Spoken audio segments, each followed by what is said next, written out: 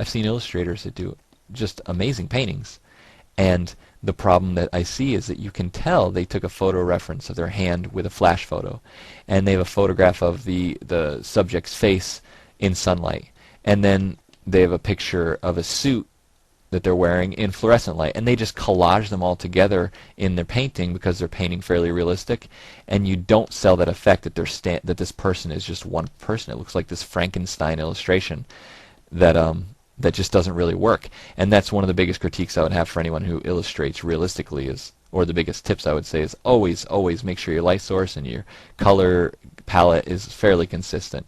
I'm not completely innocent. I'm guilty of that at times, from time to time. I notice that in some of my paintings, I will rely too heavily on the reference and try to get accurate color. Sometimes even using the eyedrop tool, like I did right there, where you can select a color. I guess select a shadow color right there. And I've been guilty of relying on the reference far too much, and then I end up noticing that the hands are very red and the face is very yellow. And that may be because the photo reference was like that, because it was digitally altered or was put into the computer and it had different camera aperture settings or ISO or white balance or all those settings on your digital camera that just came to a different result, or you got it off a different website who manipulates their photos a little bit.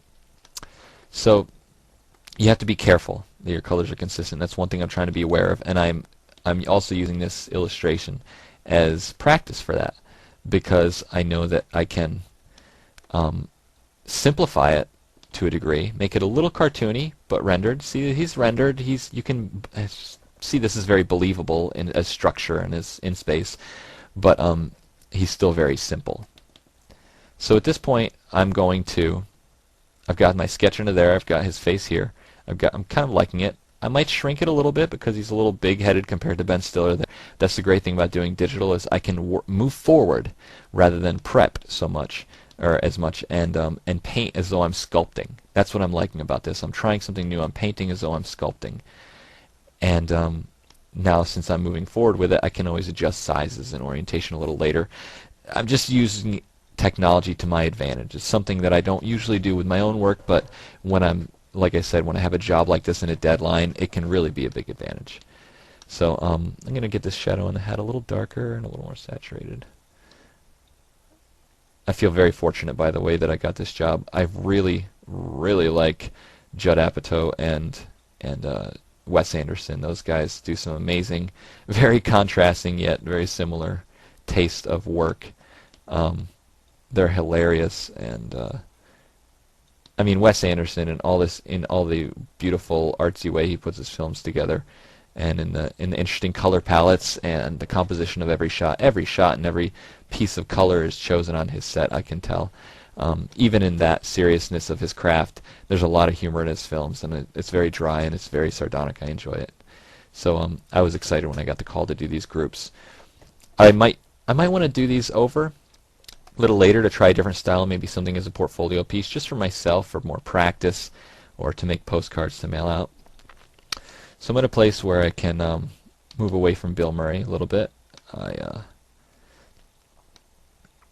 I'm pretty happy with how it's looking. I might want to add a little saturation or a little more shadow. Maybe I'll bring this shadow further up so that it looks like his face is in a similar shadowed area as Ben Stiller's. Ben's got a little more shadow on his face than Bill Murray.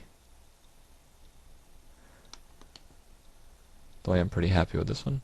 So I blocked this in. I'll find some more reference because, as you can see, he's wearing a tuxedo here, and I want him to wear the blue suit that they wear in the movie. Those sky blue with the dark blue stripes on them. So I'll find some more reference and I'll do that, but that might be a little more made up, I guess you could say, or fabricated rather than observed. I'll find some good reference that works, and I'll sort of make it match the color and the light source. But for now, I'm just about finished with this. So what I'll be doing is I'll be finishing this up, and I'll just give you a little sample of what I'm going to be doing when I paint it out. Basically on the same layer as his face. You can see I'm just painting right here on the top layer. I'm going to just pick my white, and paint around him. There's something charming about about an outline, a big fat painterly outline, that I usually want to leave in my paintings sometimes, and I might end up doing that at some point because it just looks cool. It looks I think this pull and push of the color in the background that you can see right here that I started with the base color and the peach in the face, that similar or same color, it attracts, it causes something to look back and forth at. It draws your eye, bounces you around a little more. So I think that that's just a generally attractive way to do things. I see sometimes a lot of art that I've seen, sketch art that's popular right now. A lot of sketchbooks, people will work on a brown chipboard or brown cardboard or toned sketchbook. I like to work in that, and then you add the white to it, but the brown around it is still there, and the brown inside the sketch is still there, and it just has this great look to it. So you can see that I'll add the white, and then when I'm finished, I'll have a nice white outline to this. So there you go. There is the start of the Bill Murray, and I'll zoom out so you gather. There we go. And I'll hopefully have another podcast to you soon. I know I'm calling it a podcast. It's not necessarily a podcast. I might have them downloadable for an iPod in the near future, but for now there are programs you can use to get them on your iPod if you have an iPod Video or an iPod Touch or an iPhone and you want to get them on there. Feel free to do that, and let me know what you think. Let me know what you'd like to see. I can talk more about process if you'd like, but I'm enjoying the idea of just going with what I'm. You can see how it's coming, working on it at the time, or just sketching and talking about my process of the art altogether, and not necessarily the technical aspects of the program or the brushes I'm using.